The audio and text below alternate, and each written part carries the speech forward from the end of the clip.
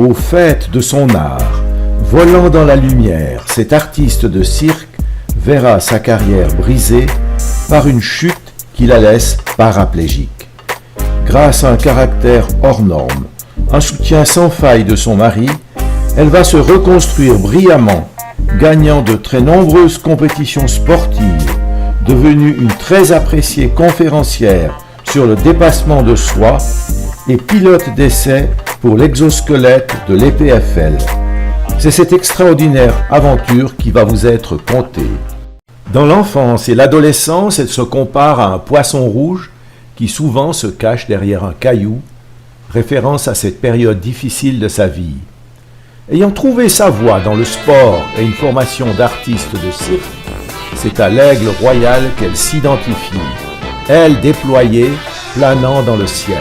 On la compare à la panthère, animal élégant, bon grimpeur, tenace, rapide comme l'éclair, ou au dromadaire, qui s'est resté longtemps sans boire ni manger. Pour elle, c'est indispensable lors de grandes courses et compétitions.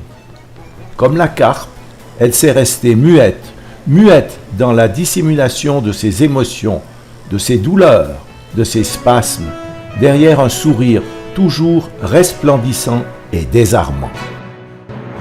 Voici la nouvelle Silke Pan, sportive de l'extrême.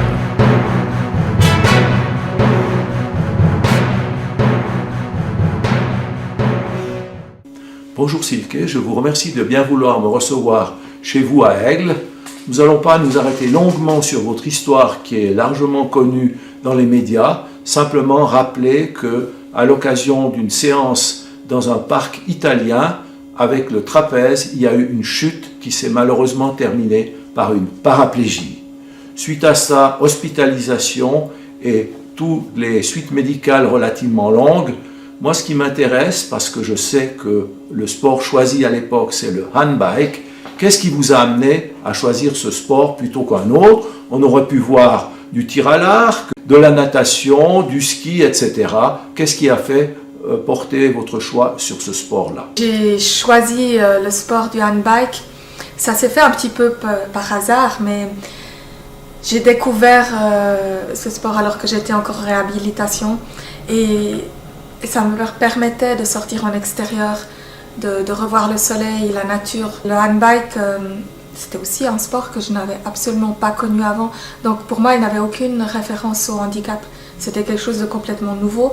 Donc je n'étais pas dans un engin on va dire d'hôpital. J'étais dans vraiment un engin de sport qui me permettait de retrouver des sensations de sportive, qui me permettait de transpirer, d'avoir les muscles tendus et de refaire par ça aussi une sorte de réconciliation avec mon corps qui avait énormément changé après l'accident. Est-ce que le fait que ce soit un sport plus ou moins individuel a joué un rôle? Parce que si on veut faire du basket ou comme ça, c'est tout de suite un sport de groupe. Est-ce que ça joue un rôle ou pas? Ça a joué un rôle, oui, dans le sens que j'ai trouvé que c'était plus pratique d'avoir un sport individuel où je n'étais pas dépendante d'une salle, d'un groupe pour les répétitions et où j'allais pouvoir décider par moi-même quand partir et comment faire mes entraînements. Comment s'est établi le plan de cette deuxième vie? Le plan s'est établi en plusieurs étapes. Il y a d'abord eu la phase où j'étais complètement alitée pendant quelques mois, où j'ai eu des idées, des projets qui se sont finalement avérés ne pas être possibles. Et après, mon mari et moi avons misé sur une des activités que nous pratiquions déjà, qui était la création avec des ballons de baudruche. Nous en avons fait notre métier et ça s'est fait. Ça a commencé tout de suite à ma sortie d'hôpital et notre entreprise, nous avons commencé à l'établir vraiment environ une année après l'accident. Voilà, j'ai relevé dans votre livre une phrase que j'ai trouvée intéressante. Je la lis. « On a de moi cette fausse image de championne pour qui tout est facile. Je voulais dire d'où je tire cette force intérieure en expliquant ma vraie vie. » Moi, j'ai une question à ce propos. Quelles sont vos armes que vous avez utilisées pour faire face à une situation aussi difficile? Mes armes ont été, il y en a eu plusieurs. La gestion de la pensée, c'est, pour moi, on a forcément, et moi aussi, j'ai émotionnellement des fois des coups de blues et des moments difficiles. Et il faut que je sache maîtriser ça par rapport avec on va dire ma raison, ma conscience. Quand je vois que mes émotions me tirent trop vers le bas, de consciemment les remplacer par une pensée constructive Positive. et positive. Ça, Est-ce ensemble. que le fauteuil, c'est un ami ou un ennemi? C'est un ennemi auquel je fais mon ami. C'est un peu comme dans le spectacle, avec nos ennemis, avec nos défauts, on essaye on les prend pour en faire une particularité.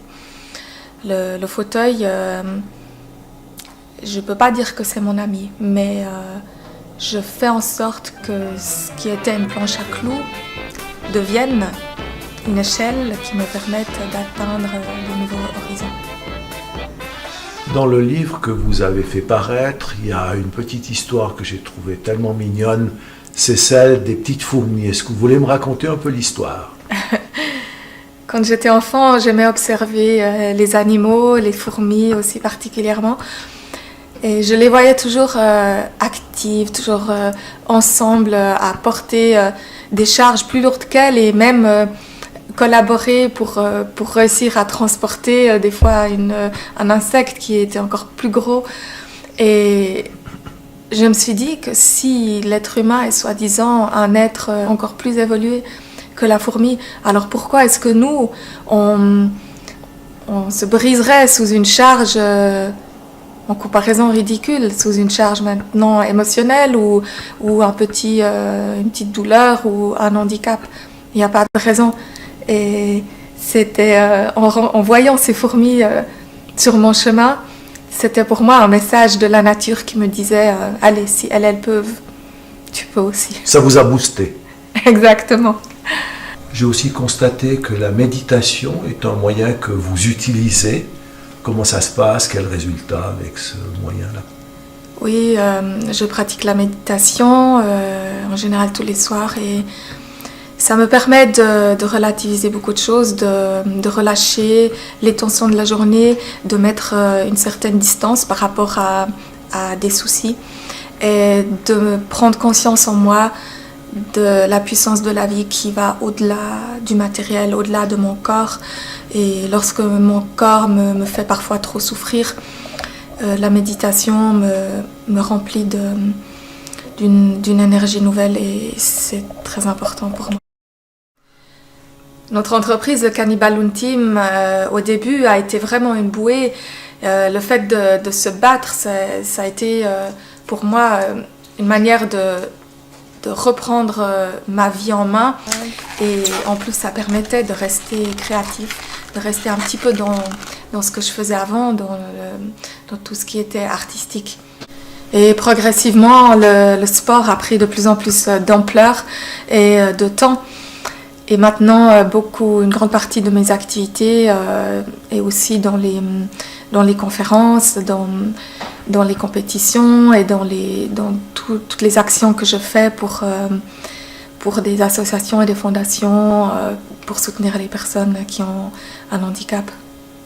Voilà Silke, vous qui êtes une personne extraordinaire quant aux résultats obtenus et grâce au sport, ce sport qui d'ailleurs vous a sauvé 2 fois, une première fois dans l'enfance lorsque vous avez passé par une période d'anorexie, une deuxième fois pour sortir de cette impasse liée à l'accident paraplégique. Je dirais que si on devait donner des conseils à un paraplégique lambda qui n'est peut-être pas très intéressé par le sport, qu'est-ce que vous leur proposeriez compte tenu que vous avez une expérience par les réseaux sociaux, par les contacts avec d'autres et par les conférences que vous avez données, qu'est-ce que vous leur proposeriez? C'est clair que pas tout le monde aura envie de choisir le sport comme moyen d'épanouissement. Par contre, je peux vivement conseiller à toutes les personnes qui ont un handicap ou une maladie de pratiquer un minimum de sport parce que on sait que ça prévient beaucoup de problèmes qui peuvent être des conséquences de ce qu'on a eu et qui évitent d'aller voir le médecin si souvent. Ensuite, si je peux imager comme ça, les qualités qu'on acquiert à travers le sport, c'est des aspects mentaux qu'on peut retransposer dans beaucoup d'activités. Le fait d'aller à une compétition, il y a 3 étapes. Il y a se mettre sur la ligne de départ, terminer la course et se battre pour une victoire. La première étape, se mettre sur la ligne de départ, ça veut dire sortir de sa paresse, ça veut dire avancer, faire le premier pas vers un objectif, vers une idée qu'on a. La deuxième étape qui est finir la course, c'est aller au bout de son idée, aller au bout de son objectif. Et la troisième étape, se battre pour la victoire, c'est se battre pour une victoire personnelle. Il n'y a pas besoin de se battre pour une médaille olympique, mais se battre pour une victoire personnelle par rapport à soi-même, savoir être mieux que ce qu'on a été hier. Et ça, c'est quelque chose qu'on peut refaire dans toutes sortes d'activités. Ensuite, comme je disais, le sport, un minimum de sport, c'est vraiment, vraiment conseillé pour tout le monde. Déjà pour le fait de la discipline personnelle, de se prendre en main, de ne plus être une victime de sa vie et prévenir, pour les personnes en fauteuil roulant, prévenir les soucis que nous avons presque obligatoirement dans les articulations des bras, particulièrement des épaules, et les soucis de circulation et les douleurs neurogènes. Le fait de toujours faire le même mouvement pour avancer en chaise roulante, si on ne fait pas une musculature, on ne crée pas une musculature qui équilibre l'articulation, on aura très rapidement de l'arthrose. La même chose pour les poignets. Après les douleurs neurogènes dont je souffre aussi 24 heures sur 24, je sais par expérience que après 20-30 minutes d'effort d'endurance que je fais quotidien, les douleurs diminuent. Et c'est vraiment efficace et c'est plus efficace qu'un médicament. C'est clair que ce n'est pas magique. Le sport ne va pas annuler mes douleurs, mais elle va les diminuer et les rendre un peu plus supportables. Et je pense qu'avec le sport que vous avez pratiqué, d'ailleurs on le voit dans les vidéos qui sont sur internet et ailleurs, on voit une souplesse extraordinaire. Vous étiez la patiente idéale pour être pilote d'essai de l'exosquelette, parce qu'avec une rigidité des membres inférieurs du bassin, on n'aurait pas pu utiliser votre corps. C'est vrai que si j'avais laissé mes articulations se rigidifier sans pratiquer de sport, sans faire des étirements et d'autres mouvements comme je le fais souvent, je n'aurais plus pu me mettre debout, et c'est ce qui arrive à beaucoup de mes collègues qui sont en fauteuil roulant, qui n'arrivent plus à tendre leurs genoux et leur bassin.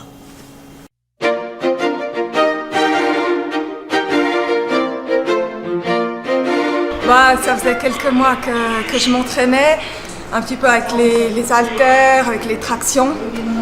Et puis après, quand mon coach a installé la corde, je me suis dit que j'avais envie d'essayer.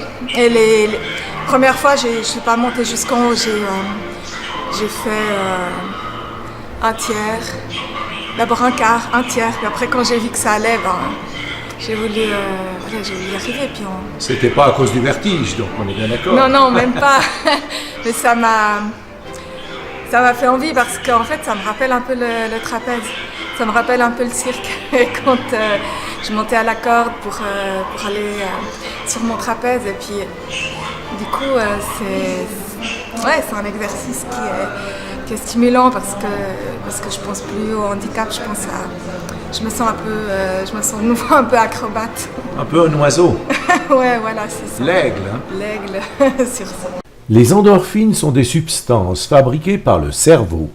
Elles agissent sur les récepteurs morphiniques de la même manière que la morphine et ses dérivés, en réduisant l'intensité des douleurs.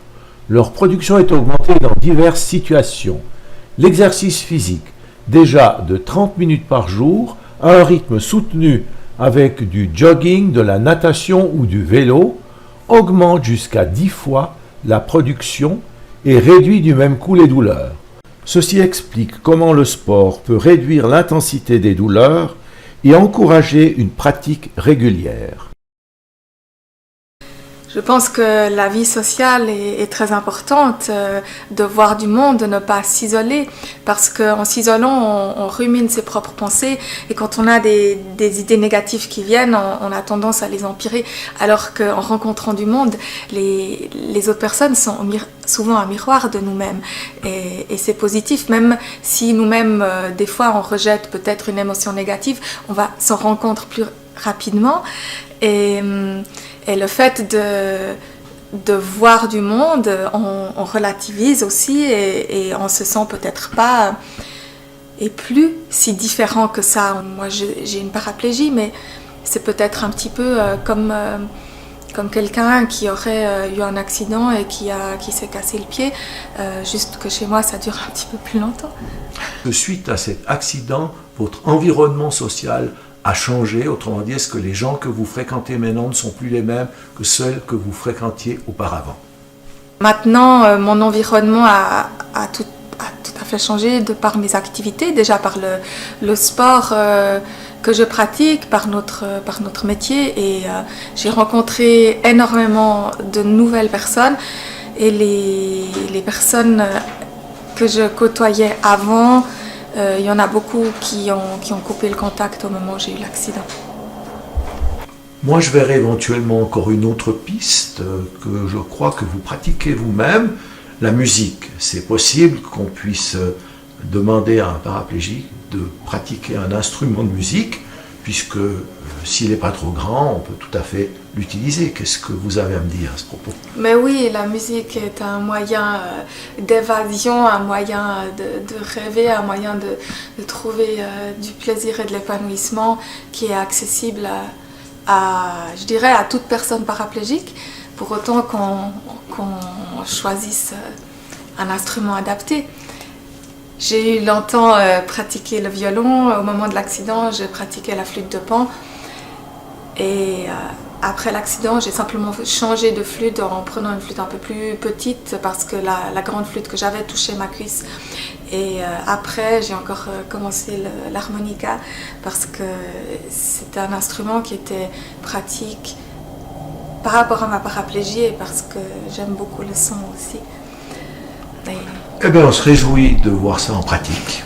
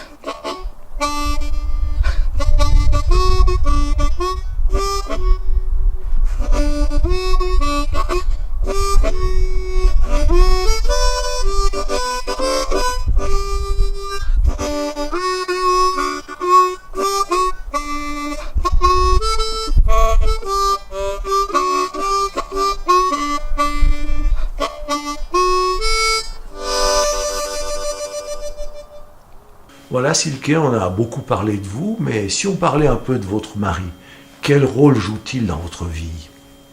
Mon mari est bien sûr un rôle très important. S'il n'avait pas été là, peut-être que je n'aurais pas eu cette envie de me reconstruire aussi rapidement, avec autant de force.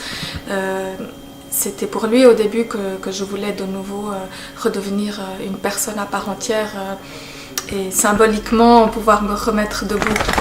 Oui, là je vois que dans le trio, il y en a un qui se sent un peu abandonné, Jim. Alors, qui c'est Jim? Jim, c'est notre chien, mais il fait absolument partie de la famille. Et s'il n'était pas là, il y aurait un gros manque. Et Jim, il a l'art de me faire, de m'amener des émotions de joie à chaque instant. Et même des fois quand je suis stressée, il suffit que je le regarde et puis je me sens bien. C'est l'innocence même.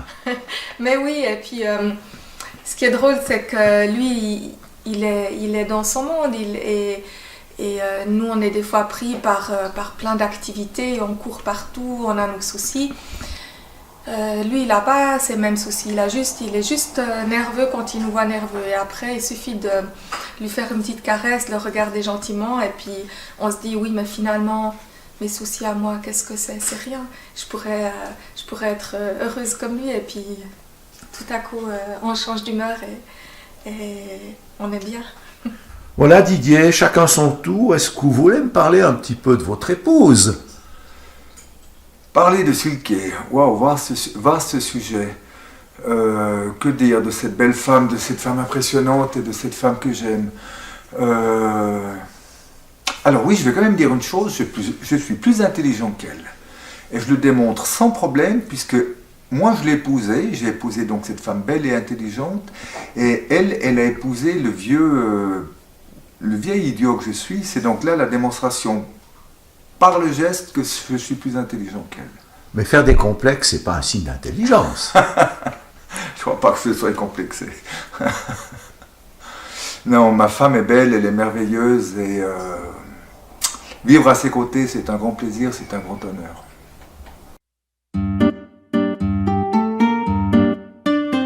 La grande modestie de Didier va m'obliger à en dévoiler davantage. À part le rôle de mari, il est aussi son conseiller sportif, son coach, son chauffeur, son mécanicien. On le voit d'ailleurs ici, en train de changer un pneu du handbike de montagne qui doit être préparé pour la saison qui approche.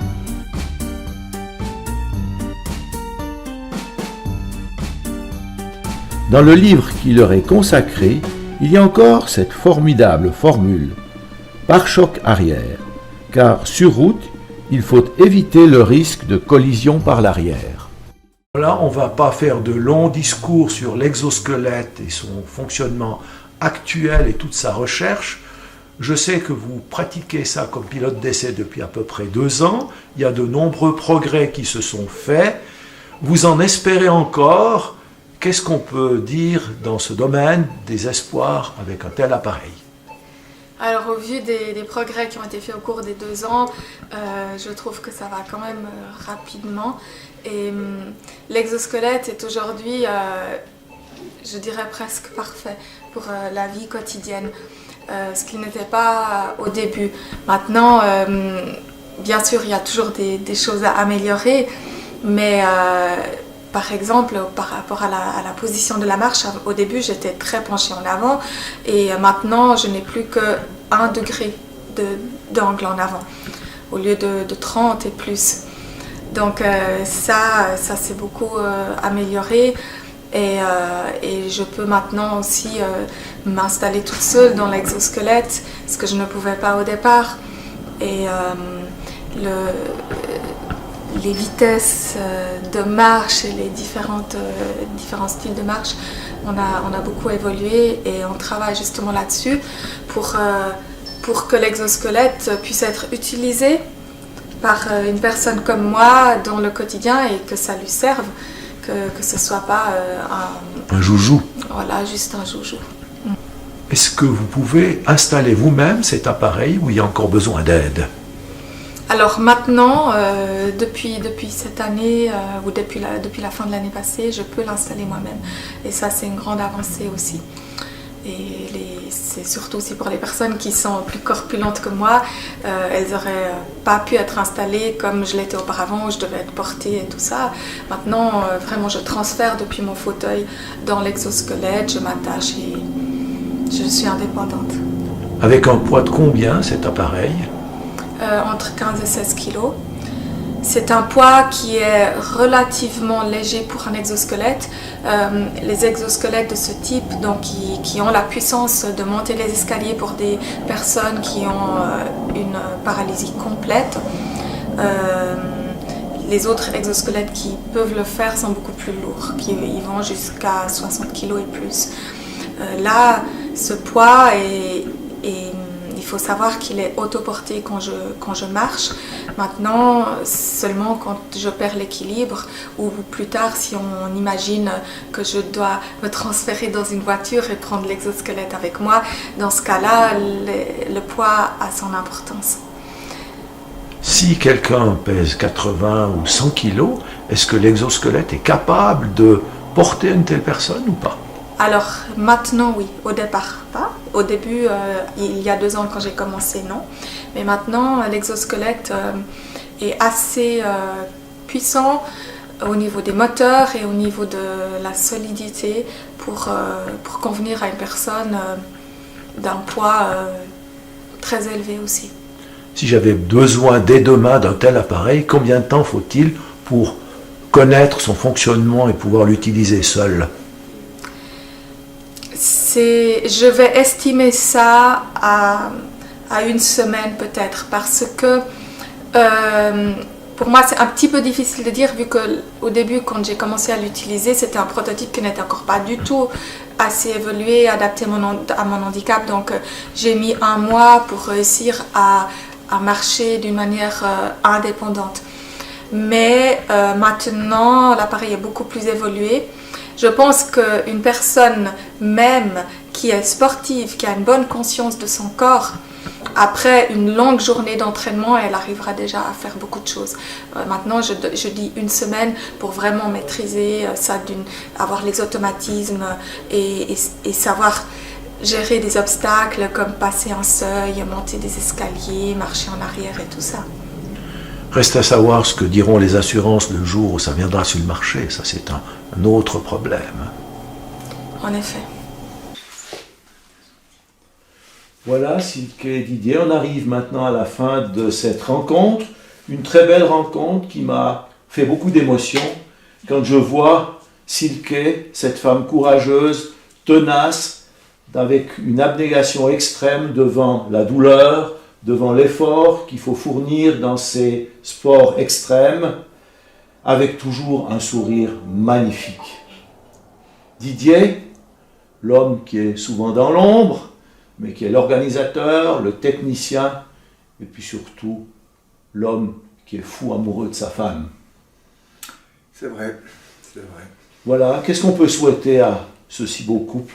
Eh bien, à Silke, d'abord des succès sportifs, qui j'espère vont durer encore un certain temps, mais aussi, parce que ceux-là vont probablement devenir plus fréquents, des succès dans le cadre du conseil et des entretiens et des conférences que vous avez l'occasion de donner, qui sont d'ailleurs très appréciés, ainsi que pour Didier, un succès dans son entreprise Cannibaloon, qui est quelque chose de très original et qui certainement va encore faire quelques bons gros cartons.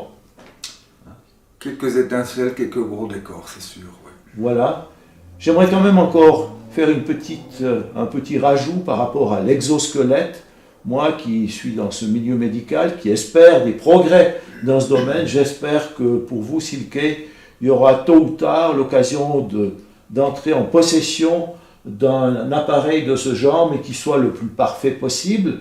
Et quand j'entends des gens qui parlent de cette perfection, un ingénieur qui ne travaille pas à l'EPFL, qui disait « Le but pour nous, c'est de faire que les mains soient libres, qu'on ait donc le moins possible besoin d'utiliser les béquilles pour qu'on puisse faire quelque chose et pas seulement se tenir avec les béquilles. » Oui, voilà, c'est en cours. Ça, c'est en cours, alors voilà, c'est très bien.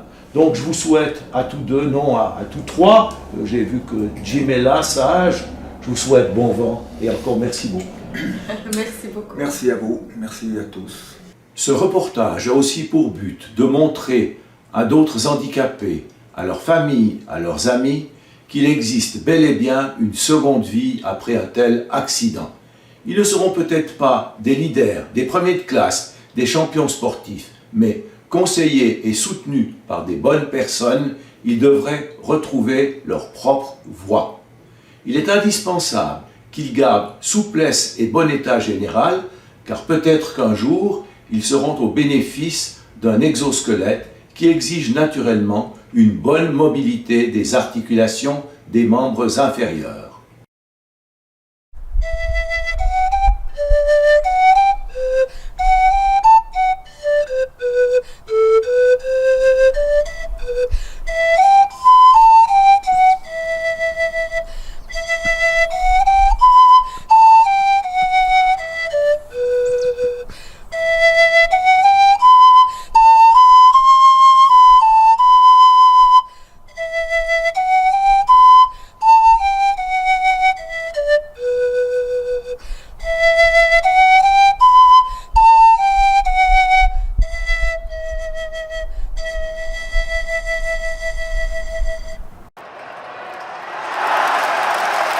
Première et championne du monde, Silke Pan.